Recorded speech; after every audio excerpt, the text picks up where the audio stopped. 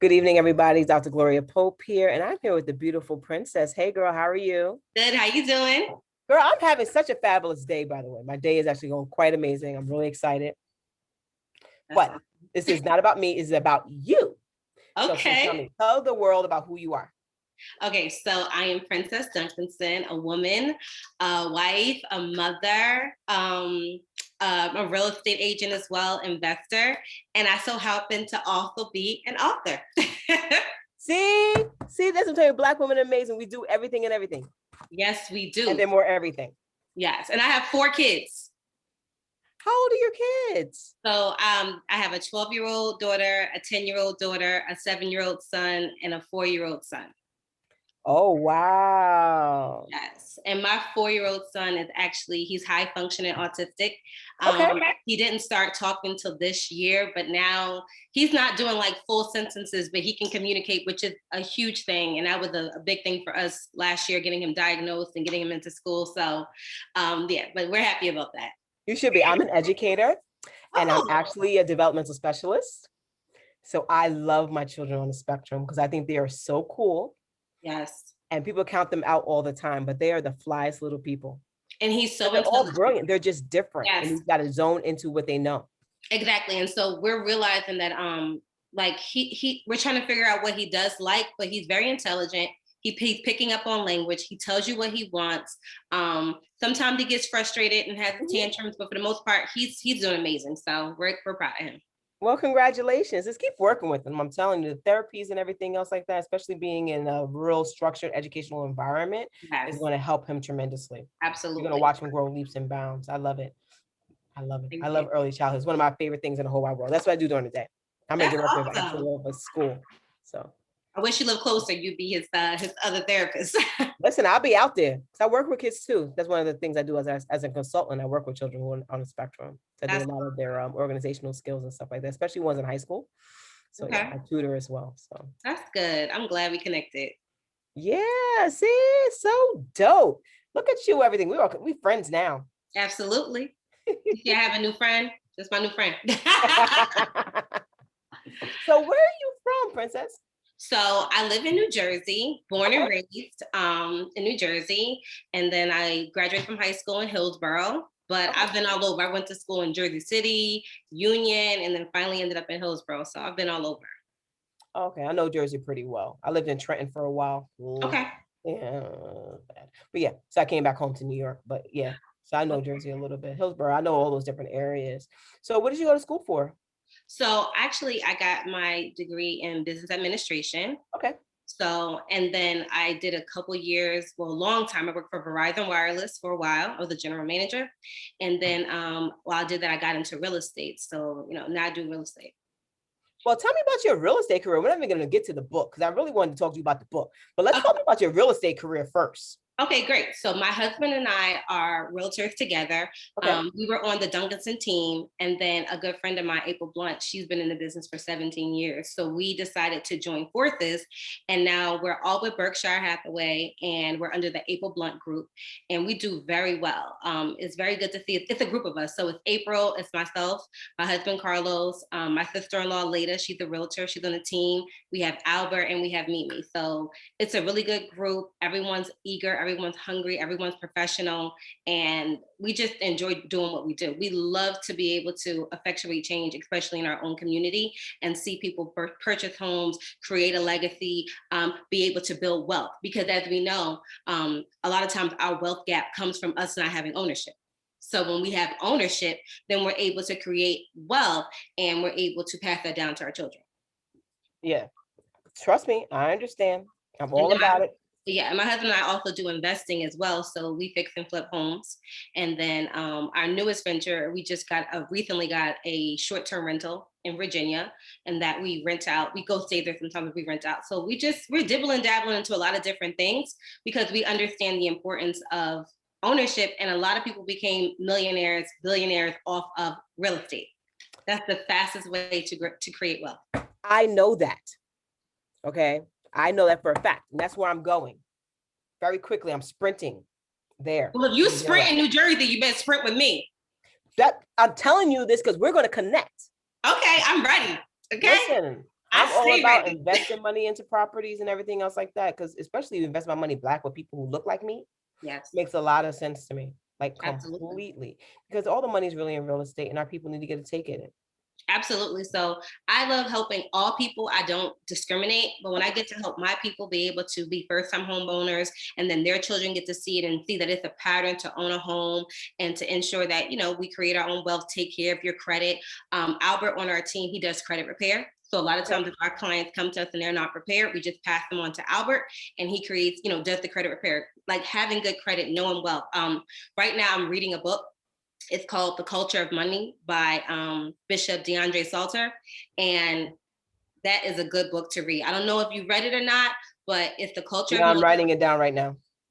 Read that book. It talks about the Black wealth gap and where we're going to be at soon. And if we don't change our habits and change our money habits and understand money and what we can do with it, we're going to have some issues down the line. So That is so cool. So are you only licensed in New Jersey? as of right now, I'm only licensed in New Jersey, This week. but as we speak, but God has plans. So I never, I go wherever he tells me to go. So right now I'm licensed in New Jersey. However, the goal is obviously to be licensed in other places as well. Yeah. But my goal is to also make sure that I am very knowledgeable where I currently live and create the market where I have now. That is so cool. I have a lot of friends, people who like moving to Jersey. I'm like, but I get a lot of New Yorkers in New Jersey. So come on, tell your friends. they do. They love coming across the bridge. I wouldn't come across the bridge, but they like it. Well, you're going to be investing across the bridge, so it's fine. Exactly.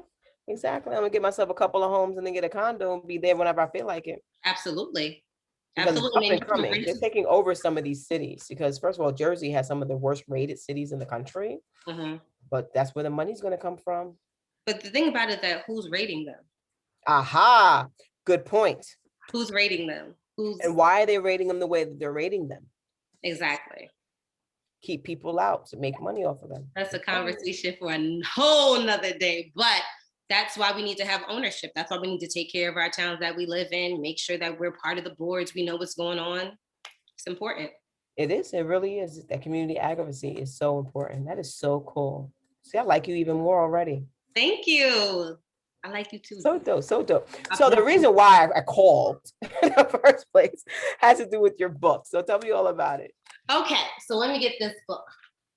So this is my book. It's called Still Standing. And it is a poetry book, but I wrote like the first 15, I can't even remember, pages. And it was basically about my life, things that I've been through, things that I've overcome, how I overcame them. Like I have a portion in here where I do like my affirmations and tips to stay empowered, just different things. Like it's not a secret. I've battled with depression my entire life. And I always I'm very hard on myself. So I like everything to be right. And so that's why I said before this interview, I was nervous. My husband was like, if you keep telling yourself you're nervous, you're going to be nervous. So just how I just overcome and continue to overcome and step out of my shell. This book has been in the making for years. I've been writing poetry since I was 10. I've had this book done. So when I gave birth to my son back in 2017, the book was pretty much done. So I've been tweaking it for 4 years now. And after 2020, I will tell you that 2020 was one of my worst years. Okay. Ever. I was depressed. I found out that my son was autistic. He wasn't talking. And that was just a lot to take in as a parent. We were going through a pandemic. It was so much violence against African Americans on television. It was just so much everything. And so when I came out of 2020, I knew that God spared my life. I know that he had more for me in store. So when I talked to my husband, he encouraged me. He was like, put the book out, just do it. Yeah. And, and I said to myself, even if only 10 people buy the book and it affects change in those 10 people, then I follow God's rule. I always say, real estate is where, I make my money, and that's where I really focus on bringing in an income and creating wealth. Yeah. And, Amira Rose in my book is really where that's like my purpose. I feel like that's what God created me for, to use my poetry to affect people. I call it Amira Rose Poetic Healing, in hopes that it can affect change. Maybe something that I wrote will touch you and you want to talk about it. I am always advocating talking to a therapist. There's nothing wrong with that. We need to normalize that. in our community, it's okay to have a therapist. It's okay to go to therapy. Let's normalize it. There's a lot of dope Black therapists. I'm going to actually put them on my page and tag them. There's a lot of dope therapists. Same thing for men as well. Like, we just need to normalize healthy conversations and talking about things. I know a lot of times in our community will be like, what happens in this house stays in this house type of mentality. And that's how a lot of things come about. So we just need to open up and be like, hey, there's a lot of things like, I shared with my mom recently, growing up, it was really me, my mom, my sister, my brother. I had my aunts and stuff, but my mom and my sister definitely were my backbone growing up, pushing me. My sister, very similar to you, is a doctor of education as well. She's a superintendent. And so everything that I didn't take her road, I took my own road, but I knew that there was more to life. I knew that I could always push, like me being able to see her buy 2 rental properties and she rents them out was motivation for me that I could do the same thing as well. Yeah. And then just seeing my mom overcame a lot and just took her time to raise us and things of that nature. Same thing when I got my husband. His mom came here from Panama and she got her degree when she was here. And she, English is her second language. And just my sister, I just have a lot of good, strong women around me. And then on top of that, going back to my original point, I just think that we as a community, we hold too much in. We don't ever want to talk about it and talk about things like, in my book, there's some poems that are a little racy. Like I have a poem called Ho. And the poem is basically, and it's not about me. I think I had to put that out there because one of my aunts read my book and she said, oh my God, I'm so sorry. And I had to think about, I'm like, wait, some of those things are not about me, 100%. Yeah.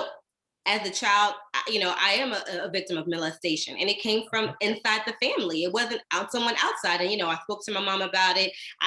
My sister, when she read the book, she said, "Is everything in the first couple pages true?" I was like, "Yeah," because I never talked about it. Wow. My therapist, I told my mother when I had my first child, I talked about it with my mother just because I wanted to get it off my chest. I actually confronted the person that did that to me, and just been healing from it, letting it go from it. So basically, hold on, I'm just trying to make sure my thing doesn't go off, which it is, Lord Jesus. So basically, I'm just at this point where I just want to not let anything have power over me anymore. I want to take back that power. Saying that I was molested doesn't make or break me. Hopefully it empowers somebody else to say, hey, you know what? I'm either being molested or I've been molested, but I don't have to let that control me anymore. There's so many paths that I could have went down that I didn't, by the grace of God, by my mom keeping me in church and praying for me and making sure that I had a good head on my shoulder. I could have turned to drugs. I could have turned to a lot of other things that people that have been molested, they do that to cope. By the grace of God, I did not. So I took all of my pain, all of my anguish, and I put it into here. But the poem Ho, I'm all over the place, is about, I know, right? The poem Ho is about a young girl who was growing up with her mom, and everyone thinks that she's a hoe because she's pregnant, but she was actually pregnant by her mom's boyfriend. And so that's why I said, it's called Ho, and people hear it, and then when they get to the end, they're like, wow, like that's deep. Yeah. I have a poem called Black Woman, talks about how, Black women are the backbone of this country, and how we raised kids, breastfed them, did everything, but sometimes we don't get the credit or the recognition that we deserve as being the mother of the earth, in a sense. So it's a lot of good content in here. And okay, I've been talking. Ask me a question. Well, first of all, I'm really enjoying just hearing you. Thank you. Seriously, because it's making me fall in love more with who you are as an individual. And I hope the audience is really learning about what you're providing and stuff like that as a resource and what your book actually has to offer. Because I'm big on mental health and about, especially within our community, and that whole we keep secrets. This is my house, don't tell nobody. But that is what's causing so much trauma and detriment to our communities, because nobody wants to talk about anything and people don't want to get people help. You make certain choices, and we do things like throw them on the street instead of actually getting them the real help they need. And then they turn into adults who make stupid decisions. Exactly. And that's why I said my goal is to hopefully I really want to get to the youth, especially the females. I'm Yeah. a female. I want to get to the young girls before they become teenagers, or even if they are teenagers, and really find them help and express to them that you're beautiful, that you're wonderful, that you're, the way God made you. You don't need to get attention from anyone else. You can love yourself enough, because like I said, my father died when I was 16 years old, and I can't say that him and I really had the closest relationship. So, that was a lack of love there. And so I feel like, sometimes, with the molestation and then having a lack of love, you look for love in other places versus looking for it in yourself. And that's the biggest thing, is like genuinely having self-love, like loving who you are, everything about you, flaws and all. Oh no, I wholeheartedly agree. Wholeheartedly agree. See, I don't have that many questions because you're saying it all for me. I know. Come on, let's think about some questions. No, it's just definitely dope. So where do you see yourself going with this? Because I could see workshops. I see you showing up at one of my retreats. Like, I would love that. I feel like bunch. I'm getting, so where I see myself going with this, I would love to get the book into schools, especially high schools. Okay. I would love to continue speaking. I would love to grow my public speaking platform. I actually have a speaking engagement on September 12th at a church, so I'm very excited about that. And I would just love to continue to just grow and see where it can go. I really, like, my ultimate goal is I want to open a group home for young girls, and I want to make it a home. Like, I don't want it to be like, here the bed, there the bed, there the bed, there the bed. I want it to be a house. I want these girls to take pride in where they live, because I feel like if you take pride in where you live, pride in where you sleep, pride in where you are, it just builds something in you. So I really want to do a group home. I've been thinking hard about it. I want to do the Amira Rose Healing Foundation, obviously a nonprofit, and I want to just grow with it. Like, I want to take what I have, take the book, and just really grow and just help young girls. That's really my ultimate You thing. are about to join my squad. Okay, I'm excited. I'm sure, because I know I got count me videos. I'm at like almost 100 soon, right? And I meet everybody's amazing who gives me this opportunity to talk about them and promote them. I love every single person, but every so often I find these people that I just want to grab and put in my pocket. And you're one of my new pocket people. I love it.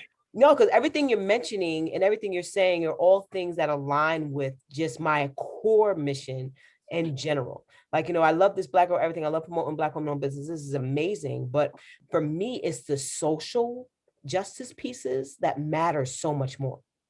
The influence and the impact that we have on communities matter so much more. People's like, you're a doctor of education. Why aren't you doing something else besides running a daycare center? First of all, I run an educational facility for very young people. Okay, as far as I'm concerned. And for me, this is what I enjoy doing because my impact is so real. It is. It's so real and it's so tangible, and it's something that I can do to affect the world. Now, I'm going to make money everywhere else. You are.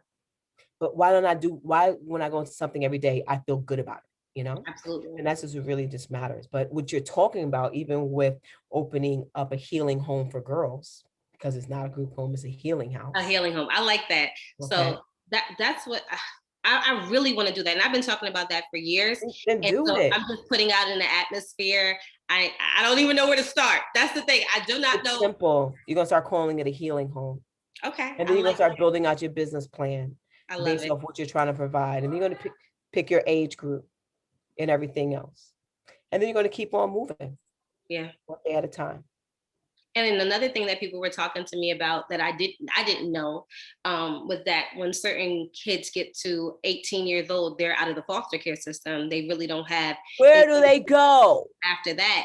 And I'm just like, well, okay, what if they want to go to college? They need an address for that. What if they want to be able to come, when they go to college, they want to come home and have somewhere to stay. So that's where I want to do all of that. I'm going to do all of that because when you say that's something that's going to happen. It's going to come to fruition. I keep putting it out in the atmosphere. So I know that eventually all the pieces will fall together. But I like that idea, a healing home. That's exactly what it's going to be. It's a good idea. It's an amazing idea because a lot of these, like I've worked in transitional homes for youth. I've done that youth care with detention centers and stuff of that nature and group homes. And some of those places are not built for our community and our kids. They're really built for, honestly, let's drug them up and keep them there.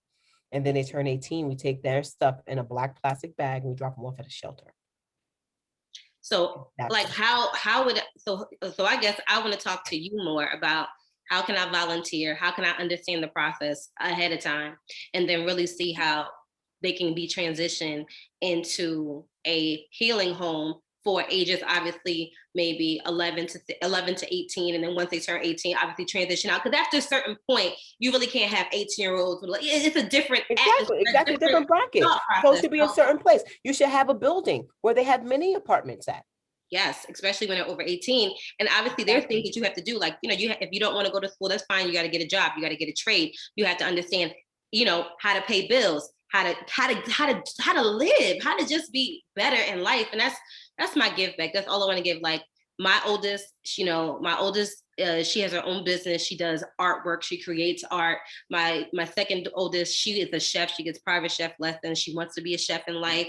So she does like little things around the house. And when the chef comes here, she works for her. She does an amazing job. So we just push our kids to obviously be an entrepreneur. And yes, you can have a degree. Yes, you can do other things within your degree, but you can also do that and. It doesn't have to just be one dimensional. You can be multi-dimensional. There's no such thing as my lane. There's multiple lanes that you can go to at one time.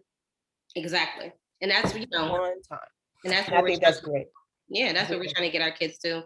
And then, obviously, like I said, everything I do, I just do from my heart. And I just want to effectuate change. I just want to see our young girls. I just always say that, if I can take everything that I've been through, and that'll be my sacrifice, and then I can help another young girl never go through what I've been through, then my life will not have been in vain. It will have been for something. If that was my life lesson that I had to learn in order for me to be a testimony and be able to talk about what God's done for me and how I was able to overcome and how I was able to do more, then that's fine. That's all I want to do. I just want to see our people just heal all around. Yeah, I think that's so amazing. You're a real inspiration. You're a great public speaker too, by the way. Thank you. Listen, how often do you go live on your Instagram? I do like little videos and stuff, but I don't go live very often. I do reels. I'll do talk on my reels. Listen, you should just drop some gems out here. People will listen to you. I would love that. Well, I would like to. There's one poem that I didn't put in my book that's going to be in my second book, but I would like to perform it if that's okay with you. You're going to perform your art right now? Yes. I'm so excited. Give it to me. I'm waiting. It's called Legacy. Y'all ready? Yep. All right. I have to win. I have a legacy to leave. I have to focus. I have goals to achieve. My kids need me to be all that I can be, so they are left behind with properties and deeds. No more living paycheck to paycheck. We have direct deposits on deck. Making money in their sleep are the goals I want them to achieve. I can't sit back and do basic. I'm fighting like my life depends on it. I'm no longer attracted to the name brands. I'm focused on getting the money bands. I have goals on my mind, and I'm not guaranteed no amount of time. So please step aside if distractions are on your mind. I have a legacy. That's my poem. Yes, girl, yes. Yes, that is, I love that poem. And I just feel like it just brings about everything that I want for my children, everything I want for my community, and just leave a legacy is so important. Mm-hmm. Oh, you were powerful. Thank you so much. Thank you for pouring into me. Thank you for the opportunity. I really appreciate it. I'm just here for whatever God has for me. Whatever doors that God wants to open, I'm ready to walk through them and honestly be prepared. This was years in the making. It's here now. So I want to take it and run with it. So I like all the ideas you gave me. The healing house, that will be that will be coming to fruition very soon. And then I'm in your pocket now. So wherever you go, I'm going. Yeah, I'm telling you right now, because I'm going to link you with anybody and everybody. I have some cool people who do some nonprofits in Jersey already that I already work with and that I know really well. And even here, because I'm launching mine very soon. Awesome. As well here. And it's all about the same thing about rebuilding the community from early childhood all the way to the age of 24. And you understand, and you seem to understand the fact that kids are not adults at 18, it's 24. And they need that extra 6 years to get their life together. Absolutely. I'm 35 and I just feel like an adult sometimes. I'm like, I finally you don't feel like a real adult until at least your 33rd birthday. I'm telling you, prior to, I had my first daughter at 23 and I'm like, I was definitely not an adult. Thank God for my mother. I was not an adult at 23. Can fully say that I am an adult now at 35. No, I completely understand. I totally understand what you're talking about. But what Totally. I will say is, before you guys, whoever is watching, my real estate page is the Duncanson Realtors. On Instagram. Please go follow it. We send a lot of nuggets, a lot of jewels. You can schedule a consultation with us. And another thing that I just want to say, it's been on my heart. A lot of times we're so hesitant about reaching out, asking questions, right? Because we're afraid that we're going to get denied. And that's fine. If your first answer is a no and you need to fix your credit or you need to have some type of financial guidance, please do not hesitate to reach out. I would prefer you to reach out and I can connect you with the right people. And then your dream of owning a home can happen. But if you start today and take one step forward, by the time you turn around, the year is going to happen regardless. Why not make the year happen with you actually going towards your goals and actually going towards and say, I'm going to be a homeowner. I'm going to buy a multifamily. I'm going to invest in property. I'm going to, take healthy risks. It's okay to do it. So go follow us at the Duncanson Realtors on Instagram. And for my page regarding Amira Rose, it's Amira Rose _poetic healing. Follow me there. I would love to connect with everyone and you get to know me. And if you have anything that you can share with me, and I love to share with you. Well, listen, you're fabulous. Thank you, Dr. Pope. No, thank you so much for your time today. We'll be speaking and read all my emails. I actually put important stuff in my emails. I'm going to read all of your emails. And I saw your cell phone number at the bottom of the email. It's there, girl. You can text me anytime. I'm going to text you now. As soon as we hang up, I'm going to text you so you have my number. I'm going to save your number. And if you're doing any events, let me know. I would love to come and to connect with, the young girls or the youth that you're working with and just be an inspiration. Because it actually helps me to heal too. It actually helps me to just, sometimes in life you feel like you have to have a purpose. And this has been nudging at my heart. This is my purpose. Like, this is my purpose. This is what God put me on the earth to do. I'm a firm believer in that. No, I totally get it. All right. So I want you to go ahead and enjoy the rest of your night. We're going to talk soon because we're going to talk in real life. Oh, yeah, no. So I'm going to text you as soon as we hang up and then we can connect more often. Thank you guys so much. All right, thank you. Bye-bye, guys. Bye.